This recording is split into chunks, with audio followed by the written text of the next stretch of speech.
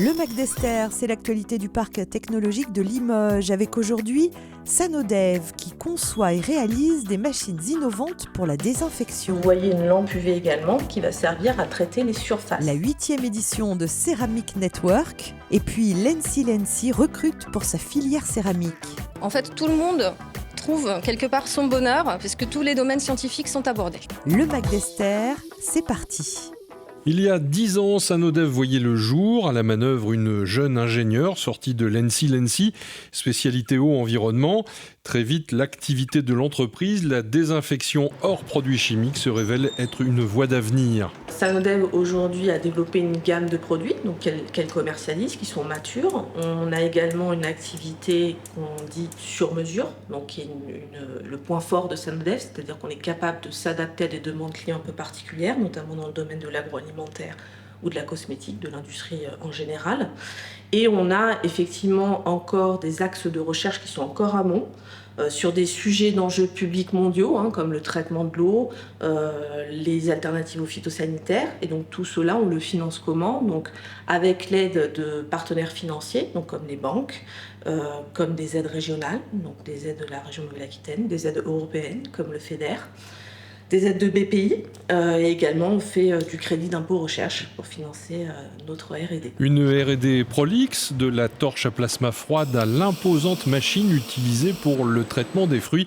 La gamme de produits proposée par Sanodev est vaste. Complètement, une machine industrielle donc orientée secteur agroalimentaire qui permet de désinfecter les fruits donc en post-récolte ou en conditionnement, et elle permet d'améliorer la conservation de ces fruits. Tout simplement, donc on va s'adresser plutôt à des cultures à bas niveau d'intrants ou bio, qui ont des problématiques de conservation dans le temps.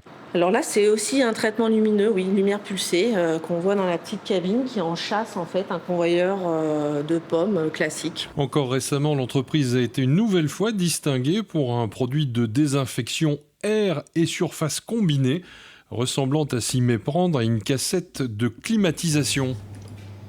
Et ça s'installe exactement de la même façon. Donc c'est un plafonnier de désinfection qu'on vient mettre dans un faux plafond ou en applique et qui permet de traiter l'air. Donc on va traiter les 3 types de pollution, donc physique, donc c'est tout ce qui est poussière, particules, COV et mauvaise odeur, et également microbiens, donc tous les résiduels microbiens. En applique, vous voyez une lampe UV également qui va servir à traiter les surfaces.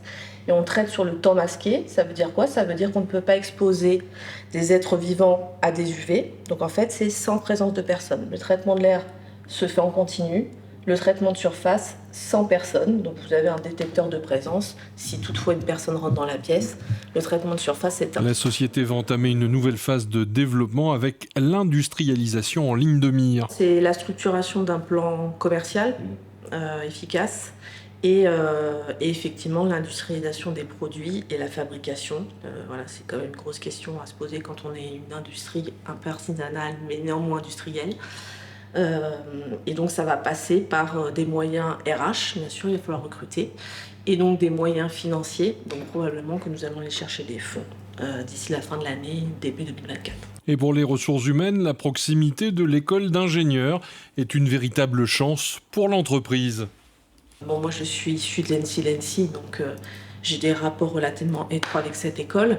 Je donne également des cours à l'IUT et on source essentiellement tous nos candidats en local. Donc, en plus, Sanodev, ça regroupe plusieurs spécialités, donc mécanique, électronique, microbiologie, et on a la chance d'avoir toutes ces compétences sur notre territoire et particulièrement à Limoges. Donc, effectivement, on n'a pas trop de complications pour l'instant, en tout cas sur des profils qui sont plutôt jeunes. Et en plus, Sanodev est une entreprise qui parle aux jeunes, qui s'identifie assez facilement au message que l'on porte.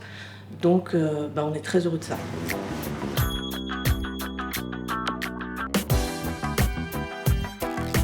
Le pôle européen de la céramique organisait la 8e édition de Ceramic Network du 23 au 25 mai dernier au stade de Beaublanc à Limoges. L'objectif, permettre la rencontre entre une cinquantaine d'exposants et près de 100 donneurs d'ordre dans les secteurs tels que l'aéronautique, le spatial, la défense, l'électronique, la santé et le luxe. Le pôle européen de la céramique, c'est un pôle de compétitivité qui a été créé en 2002, qui a été labellisé par l'État en 2005. Donc c'est un label délivré par l'État sur l'excellence de l'innovation d'une filière. Une filière qui est nationale, qui représente à peu près 190 adhérents aujourd'hui, principalement en France, mais également dans 7 pays de l'Union européenne. On vient de renouveler notre label pour une durée de 4 ans. Donc c'est de la visibilité pour nous et surtout pour nos adhérents. Et ça montre l'excellence des travaux qui sont réalisés d'innovation entre les entreprises, membres du pôle et les laboratoires ou centres techniques avec lesquels ils travaillent. Au programme de cet événement trisannuel majeur dans le secteur de la céramique, des conférences thématiques, visites de sites et bien évidemment des rencontres d'affaires pour permettre aux participants de trouver de nouveaux partenaires et ainsi découvrir les dernières innovations et les nouveaux usages de la céramique. On a pu faire déjà par exemple une conférence ce matin qui nous a permis d'expliquer finalement où on était arrivé grâce à ce projet-là, donc notamment une extension qui va être dédiée aujourd'hui à la céramique et aux matériaux innovants grâce au procédé Punchy qu'on a pu mettre en avant. Punchy en fait c'est un procédé qu'on a développé avec la société Bouvra-Perna qui consistait en fait à essayer d'adapter le décolletage métallique au décolletage céramique. UGL, c'est une jeune start-up qui a été créée il y a 1 an et qui colore la matière, n'importe quel type de matière en utilisant des métaux précieux. Rejoindre le pôle européen de céramique, qu'est-ce que ça apporte à UGL ? Ça permet d'ouvrir un marché parce que notre procédé de coloration résiste à des températures élevées et donc peut s'appliquer au domaine de la céramique. Les céramiques ont énormément de propriétés et d'usages. Il existe des milliers de sortes de céramiques pour les applications dans tous les domaines de l'industrie.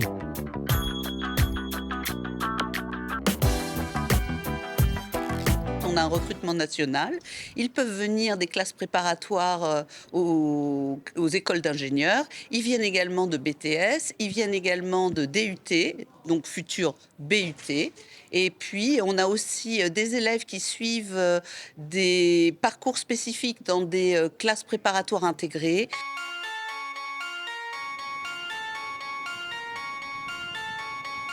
On a créé une classe préparatoire intégrée dans le cadre du partenariat avec le groupe INSA.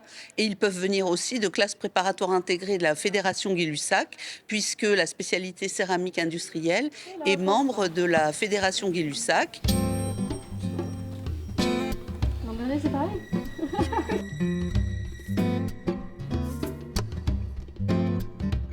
Il faut s'intéresser absolument à tous les volets scientifiques. Ça part de la chimie minérale. Ensuite, il y a tous les aspects mécaniques des fluides, rhéologie. Il y a la partie mécanique. Il y a la partie aussi procédé de mise en forme. Donc, en fait, tout le monde trouve quelque part son bonheur puisque tous les domaines scientifiques sont abordés. Le premier semestre, c'est un semestre de remise à niveau de tous les élèves. Les élèves viennent avec des points forts. Donc, il y en a qui viennent d'un parcours qui est plus physique, chimie, d'autres qui est plus mathématique. Et suite à l'intégration qui se fait lors du premier semestre, eh bien, les élèves, on arrive à avoir le même niveau scientifique et technique à l'issue de ce premier semestre. Ensuite, ils peuvent partir sur leur spécialisation. Les secteurs d'activité de la céramique, ils sont très divers. On connaît très bien les secteurs, par exemple, des arts de la table, qui est un secteur qu'on connaît bien à Limoges. Néanmoins, il y a des secteurs de pointe, puisque de par leurs propriétés, les céramiques sont indispensables. Par exemple, dans les transports, par exemple, dans l'énergie, par exemple, dans l'aérospatial. On est obligé d'utiliser des matériaux céramiques. Et là, nos étudiants, ont un élément différenciant, puisque ce sont les seuls à pouvoir maîtriser la chaîne de fabrication des matériaux céramiques, depuis le choix des matières premières jusqu'à la caractérisation des propriétés. Entre l'entrée et la sortie, on peut se trouver une passion, par exemple pour les réfractaires. Souvent, il y a des passions qui naissent au fur et à mesure que la formation avance. Alors juste à côté de l'école, il y a un département de recherche fondamentale, c'est l'IRSER. J'imagine que les passerelles sont permanentes avec les labos de recherche ? Oui, déjà, tous les enseignants du département font leurs recherches à l'IRSER, donc les thématiques enseignées sont très très proches de leurs travaux de recherche, donc on est vraiment à la pointe. Ensuite, il y a plein de stages. En dernière année, par exemple, il y a un projet de recherche et d'innovation qui se fait avec le laboratoire. Donc, effectivement, les passerelles et puis même les équipements sont mutualisés pour certaines TP. Puisque l'objectif est toujours d'avoir des matériaux de plus en plus performants, des procédés performants. Donc, c'est un aller-retour pour améliorer les choses. Et on collabore aussi avec des entreprises qui font appel à nous sur des problématiques spécifiques ou pour certains projets d'étudiants. Ce que je peux dire, c'est que vraiment, dans certains cours, on est à la pointe vraiment de ce qui sort en recherche, de notre activité de recherche. Donc, effectivement, les étudiants ressortent avec des compétences qu'ils peuvent apporter à l'entreprise où ils sont recrutés, qui sont vraiment, au top niveau de ce qui peut être attendu. Actuellement, la majorité des recherches, pas toutes, mais une bonne partie, est financée et est tournée vers faire des matériaux compatibles avec les préoccupations sociétales actuelles. On va trouver la décarbonation des énergies. Alors ça, c'est un problème très actuel des entreprises céramiques, puisque vous avez un procédé de traitement thermique et de nombreux secteurs, dont le secteur du bâtiment, que je peux citer, le secteur verrier, cherchent d'autres sources alternatives d'énergie au gaz naturel qui est actuellement utilisé. Une autre piste de développement, c'est le recyclage. Donc, de nombreux travaux de recherche visent à recycler les matériaux céramiques ou à utiliser les matériaux céramiques pour emprisonner, valoriser, encapsuler les déchets. On pense par exemple à l'industrie nucléaire. Alors, il y a de nombreuses avancées qui se font également dans ce laboratoire. On peut parler des matériaux géopolymères qui se développent partout dans le monde d'ailleurs. Et en particulier à l'IRSER, on est à la pointe de ce type de recherche. Et on peut aussi avoir des revêtements de route, donc non plus à base de bitume, mais à base de matières premières minérales.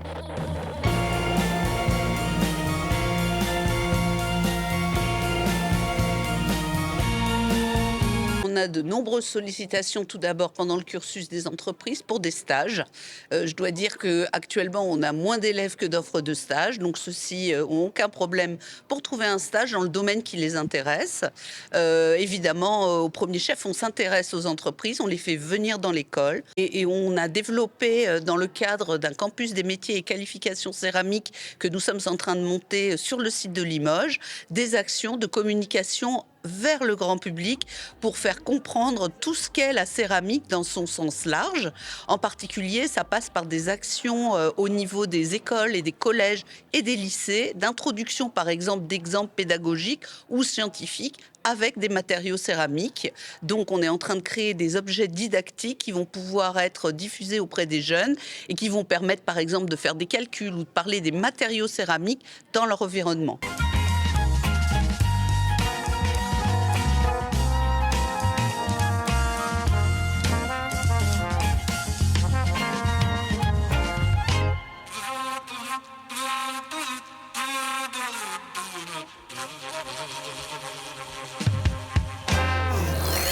Le Mac d'Esther, c'est déjà fini. Rendez-vous dans un mois.